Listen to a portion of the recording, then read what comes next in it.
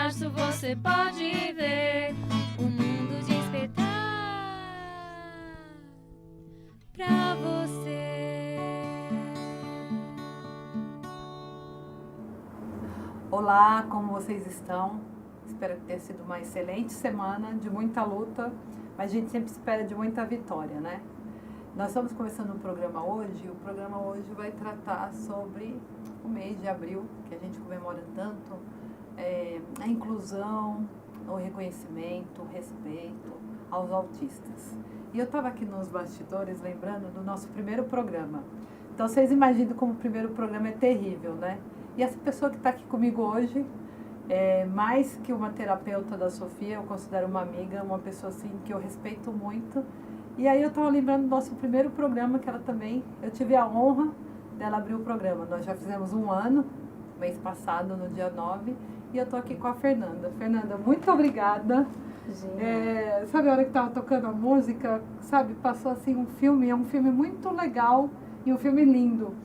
E assim, é mais lindo ainda de saber que eu pude contar com você no primeiro programa e que você está aqui hoje. E assim, nós interrompemos uma série de programas que nós estávamos fazendo da Síndrome de Down, alguns especialistas. Primeiro, eu te considero uma referência, eu te considero uma pessoa que levanta a bandeira e que respeita os autistas. Então, esses 2 programas que nós iremos fazer é uma homenagem para a Comunicare e Clínica, que eu acho que é uma integridade, um amor com as crianças, e para a gente tratar de alguns assuntos que eu acho que é importante. Você pode, como uma militante, pode falar muito. É bem militante mesmo, né? Eu queria dar um bom dia, uma boa tarde para todo mundo que está assistindo. É uma super honra estar aqui de volta. Realmente faz bastante tempo que eu vim, mas a gente não para, a gente está o tempo todo aí militando por tantas causas, e principalmente não só da pessoa com autismo, mas para todos aqueles que precisam ser incluídos numa sociedade de uma forma mais adequada, de uma forma mais humana, porque nem tudo que é típico e normal é o ideal. A gente também tem aquele que é diferente, e o que é diferente também precisa ser aceito, respeitado, amado, como todos os demais. Fê, eu queria depois tratar algumas coisas que eu ouço na clínica, que a gente vai uma vez por semana na clínica. Nós somos super bem atendidas, mas com certeza não é nosso métier, não é nosso espaço. Mas eu acho que é muito importante a gente conhecer algumas características, até talvez em comportamento e tudo mais. E semana passada eu estava conversando com algumas mães, e eu acho assim que conversar, entender, sentir o sentimento da outra pessoa. Porque assim, conosco, mães Down, você sabe, a hora que você pegou o teu bebê, você sabe já o que você vai fazer, o procedimento. Tá escrito no rosto, quer dizer, né? Você não vai saber o procedimento, mas você sabe. E uma mãe, a mãe falou assim pra mim, eu tinha recebido um presente, que ele estava maravilhoso, ele estava lindo, e de repente, depois de 2 anos, não, ele tem um defeito. Ela falou assim, mas como isso? Eu saí da maternidade com um presente bom. Como que é isso? Como que você entende? Como Esse que as momento mães... de diagnóstico, né? Ele é bastante delicado, esse momento de diagnóstico em que a mãe imagina, idealiza uma criança e de repente essa criança não é aquela que ela imaginou, e nem por isso deixa de ser uma excelente criança. Mas é um momento muito delicado que exige muito acolhimento. Então, muitas das vezes, essa família vai até o médico fecha o diagnóstico, existe uma hipótese diagnóstica para autismo, e aí eles chegam para o consultório, para as terapias, né? Porque afinal de contas precisam de diversas terapias, chegam no consultório destroçados.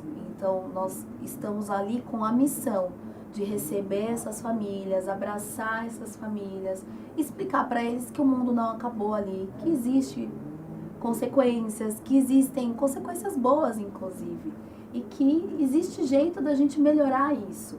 A qualidade de vida, a comunicação, as questões de comportamento.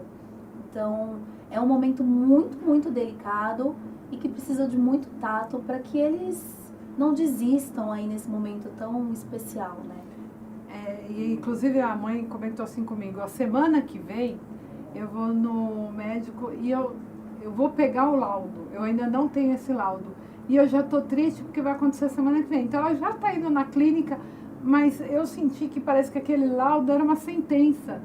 Claro que eu não falei isso com ela, eu acho que nem sou a pessoa adequada a isso, mas a gente fala, não, mas ó, imagine o seguinte, você ainda, teu filho, eu não sei se isso é bom ou mal, na aparência, a gente não perceber que é autista, eu não sei também se é bom ou mal, mas ela estava com uma sentença, sabe, uma coisa difícil, né? Sim, eu sinto que essa questão física da criança com autismo é uma das coisas que mais pegam aí no diagnóstico. Porque uma criança com síndrome de Down, quando ela tá ali fazendo uma birra que seja, o pessoal olha e fala, ah, entendi.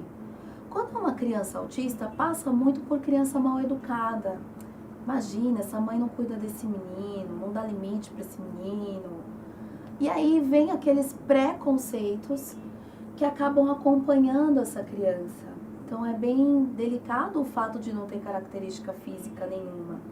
Muitas das vezes também os próprios pais falam, mas nossa, ele é perfeito, como assim é autista? É, porque o autismo tem alterações no comportamento, não são alterações físicas, né? Adorei essa parte que você falou. Como assim autista não tem característica física? Então explica até assim, para uma mãe que está achando o comportamento do filho ou inadequado ou diferente, o que essa mãe pode ir atrás, se ela pode começar a entender? Porque muitas vezes eu também vejo, talvez a escola falou, o teu filho está ausente, ou quais são as percepções que a mãe, pode ser que tenha alguma coisa diferente? Tá. A gente fala numa díade de diagnóstico, que são os padrões restritos e repetitivos de comportamento, como, por exemplo, o mais comum, o mais divulgado é o flapping, o balanço de corpo, esses são os mais divulgados. Mas existem outros comportamentos que são repetitivos, como, por exemplo, enfileirar carrinhos, empilhar coisas, ter um interesse muito específico por um assunto único, até alimentação, uma alimentação muito restritiva, então come só crocante, come só pastoso, come só comidas mais molhadinhas. Então isso é um padrão restrito e repetitivo de comportamento. E a gente também precisaria ter uma alteração de linguagem social. E aí é importante colocar essa linguagem social porque a comunicação ela é feita para dizer algo a alguém. Quando sua criança está lá só repetindo falas de desenhos, mas não faz sentido com o contexto, ela só está ecoando, essa linguagem não tem função. Então existe uma alteração aí no desenvolvimento da linguagem. A gente também tem algumas questões no desenvolvimento da linguagem. Então, é uma criança que começa a falar mais tardiamente, começa a falar com 2 anos e meio, 3 anos, 4 anos. E aqui fica um alerta, gente, porque eu escuto muitas pessoas falando, mas menino demora para falar, cada criança tem seu tempo. Se você é mãe, e quem é mãe sabe que a gente tem uma luzinha interna com os nossos filhos, a gente pode não saber o que é, mas a luz acende.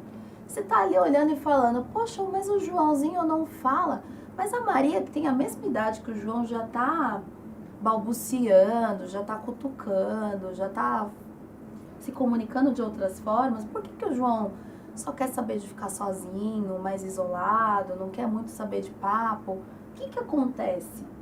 Se acendeu a luzinha de alerta, gente, procura ajuda, porque quanto antes a gente começa com as intervenções, melhores são os resultados das terapias. Então, se a tua luz interna acendeu, procura ajuda. Porque a gente, um auxílio antecipado pode fazer muita diferença. Muita. É gritante a diferença. Existe uma coisa no cérebro da gente que se chama plasticidade neuronal. O que é esse nome tão complicado, né? É mais ou menos assim. Quanto mais jovenzinho a gente é, lá, 1º ano de vida, 2 anos, até uns 4 anos, o cérebro da gente é como se fosse uma massinha. Ele é mais moldável. Além do mais, os comportamentos que são os comportamentos inadequados, como, por exemplo, gritar para conseguir alguma coisa, chorar, fazer birra para conseguir se comunicar, eles não estão cristalizados. Vamos dar um exemplo. quando a gente é mais velho, e se a gente aprendeu a dirigir descansando o pé na embreagem, Coitado da embreagem. coitada da embreagem, eu duvido que esse comportamento se mude com facilidade. A gente vai ter que gastar muitas vezes, muitos neurônios, para desacostumar esse pé a sair da embreagem, né? A criança, ela não cristalizou ainda esses comportamentos. Então, quanto antes a gente começa a trabalhar para que esses comportamentos melhorem e que ele tenha outro jeito de se comunicar, como, por exemplo, eu quero atenção, e aí eu fico lá gritando, chutando, esperneando.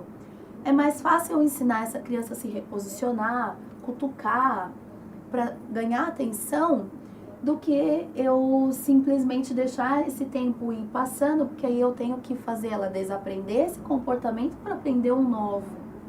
Então, quanto antes, muito, muito melhor. Ai, que ótimo. E a gente estava falando também, eu sei que tem alguns autistas não verbais. Não verbais é porque eles não se comunicam de forma alguma, ou a forma que eles aprendem, porque assim, eu vejo assim, ó, assumir um autista não verbal. Eu entendo que ele não fale, mas eu fico imaginando, quando a gente fala de diversas formas de comunicação, eu entendo que ele não consegue se comunicar de forma alguma. É isso mesmo? Não, ele sempre consegue se comunicar. A gente se comunica de muitas formas, para além das palavras que saem, né? A gente se comunica aqui, a gente está conversando com os braços, a gente se comunica como, por exemplo, no caso de quem é surdo, através de libras. E também existe o PECS, que é o Sistema de Comunicação por Trocas de Figuras, que é uma comunicação alternativa. Então, se a gente já está com um paciente que é mais velho, não está se comunicando de jeito nenhum, e a gente precisa resolver essa questão de comunicação, a gente oferece a ele e ensina ele a usar as figuras, como, por exemplo, eu quero água, ele vai entregar uma figura de água para receber aquela água que ele não alcança ou que ele não está conseguindo expressar. Então, a gente usa as figuras para que ele se comunique de forma mais efetiva.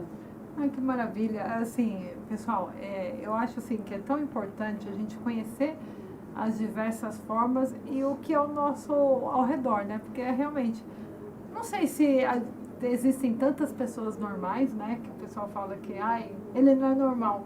A gente Mas também não é.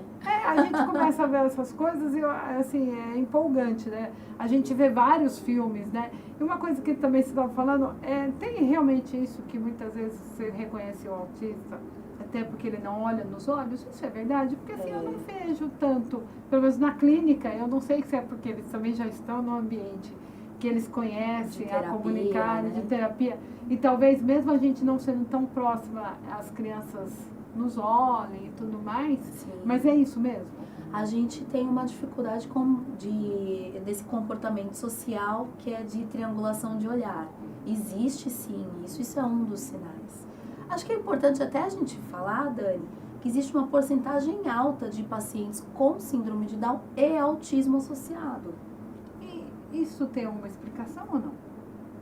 A gente sabe que existe uma carga genética, mas ainda está sendo estudado como que isso é disparado no corpo, né? Vamos pensar assim de forma mais lúdica. Eu tenho lá uma chance de ter câncer de pulmão.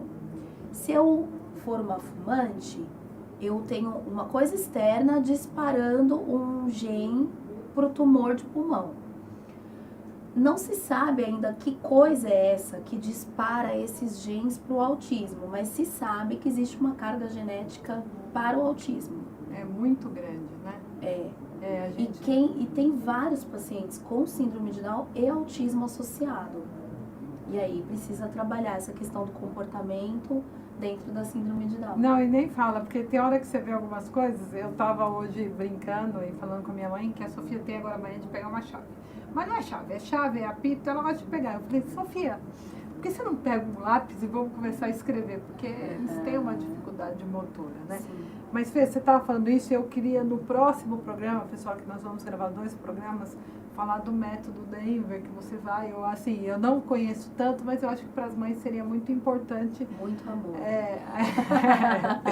Nós conhecermos como funciona e tudo mais. Mas eu queria que você explicasse Não assim, porque abril é o mês, mas assim, é mais característico em meninos, né? Por isso que é a cor azul. Explica um pouquinho o TEA, para o pessoal que não conhece nada do espectro do autismo entender.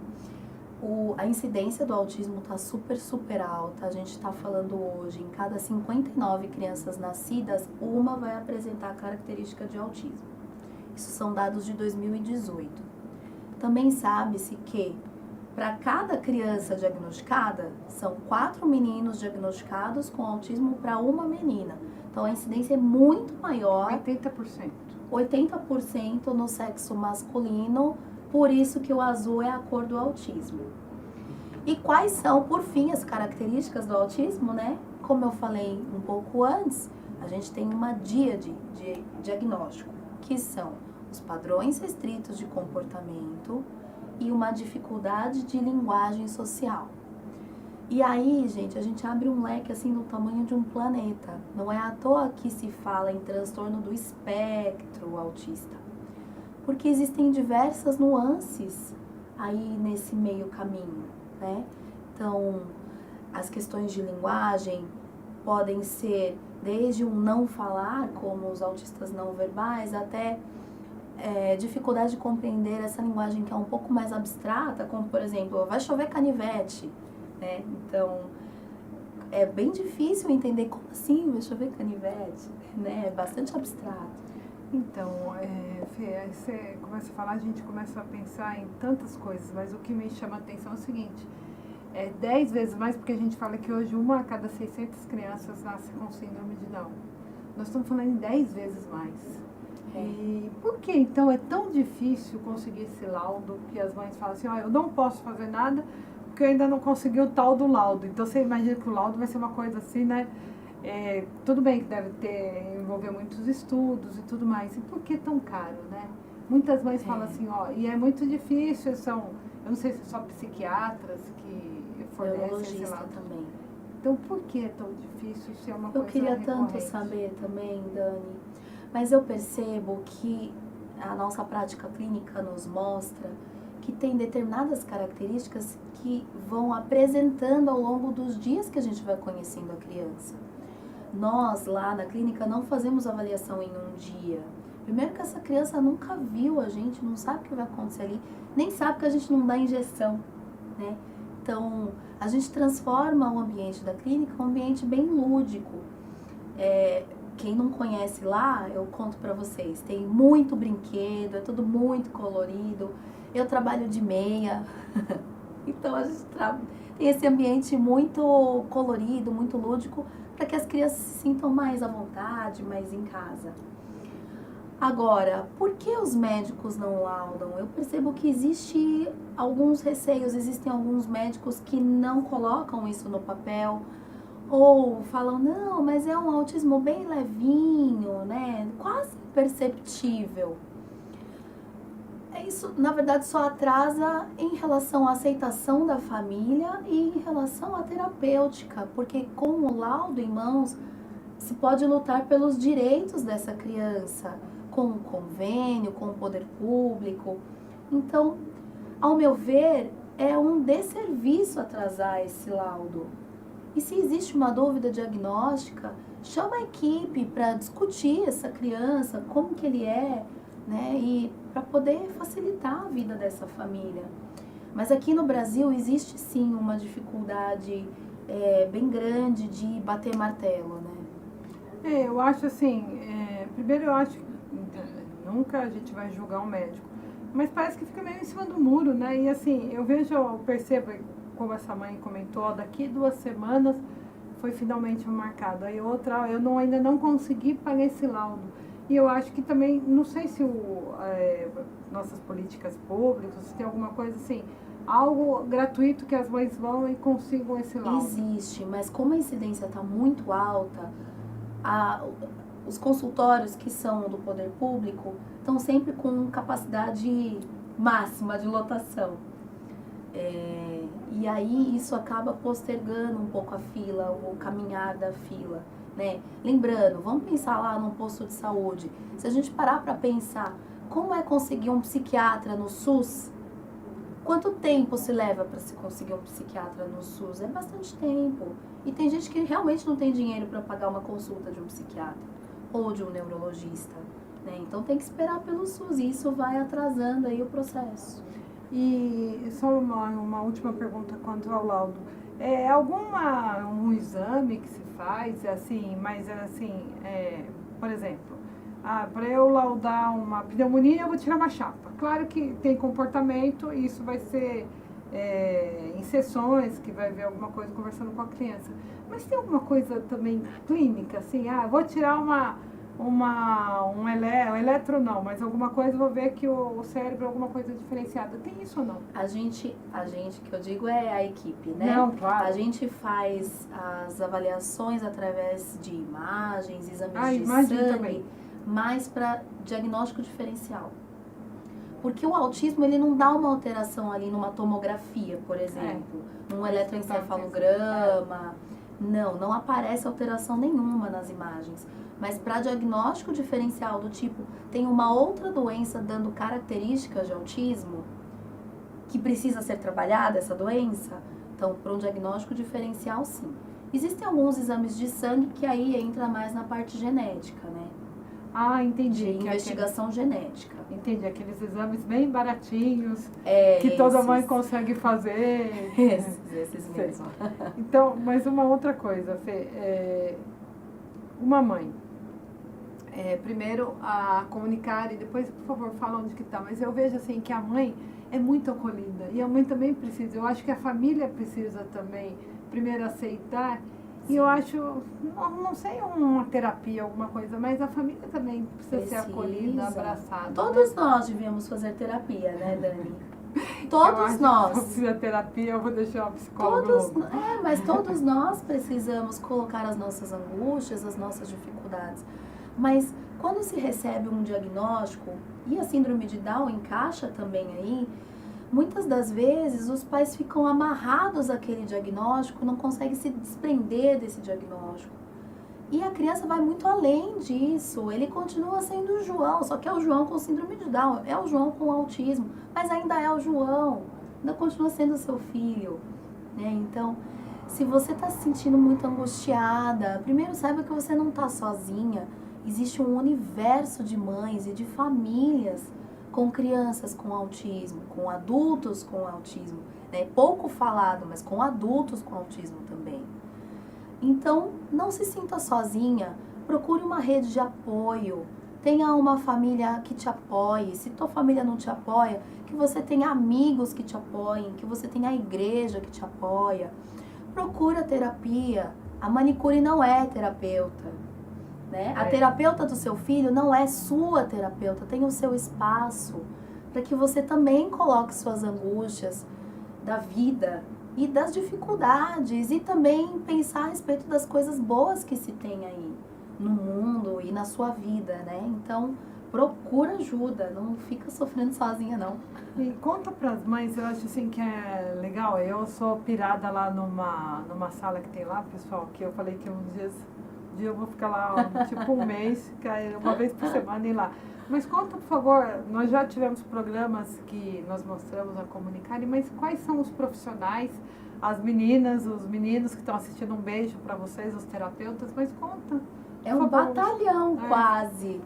Hoje nós temos 3 unidades, que é a unidade de Guarulhos, a unidade que é a matriz de São Paulo, na Vila Mariana, e ainda em Guarulhos nós temos agora um projeto para jovens e adultos com autismo, para que eles tenham uma melhor inserção aí no ambiente da vida, né? Fazer mercado, se organizar, tomar banho sozinho, ter independência, né? Então, trabalhar com esses jovens e adultos, inserção no mercado de trabalho de forma assistida. E aí nós temos um batalhão lá, uma equipe grande. Nós temos 2 minutos, aí a gente pode falar do batalhão. A gente tem fono, psico, TO, neuropsicóloga, educação física adaptada, nutricionista, especialista em transtornos alimentares, tem as oficinas de pedagogia, tem os intensivos, o intensivo PEX e o intensivo ABA, que aí a gente trabalha de forma bem intensa com as nossas crianças. Ah, meu Deus, quem mais? Tem uma galera lá. Tem. Então, assim, Difícil até lembrar todo mundo. então, olha que maravilha. Então, assim, ó, se vocês precisarem, ó, eu tô com um problema, acho que meu filho tá, procurem a comunicar e quer deixar o número, porque no próximo programa nós vamos falar desses intensivos. Então, vou deixar o próximo programa pra gente falar disso. Então, Claro. teu espaço, se despeça e deixa. A gente tá lá numa travessa da Timóteo Penteado, na Domingos Magno, 191. E se vocês precisarem de qualquer coisa, pode ligar no 2849-4843, que é o fixo lá da Comunicare. Para mim é sempre um grande prazer estar aqui. Espero ter podido ajudar vocês. Fiquem com Deus e uma excelente semana. Pessoal, depois de uma explicação dessa e um abraço tão carinhoso no coração de vocês, eu tenho que falar, mães, nós somos mães e a gente sempre vai vencer. Um beijo para vocês. Bem-vindo ao maravilhoso mundo do cromossomo 21. Bem-vindo ao maravilhoso mundo Down. Um beijo.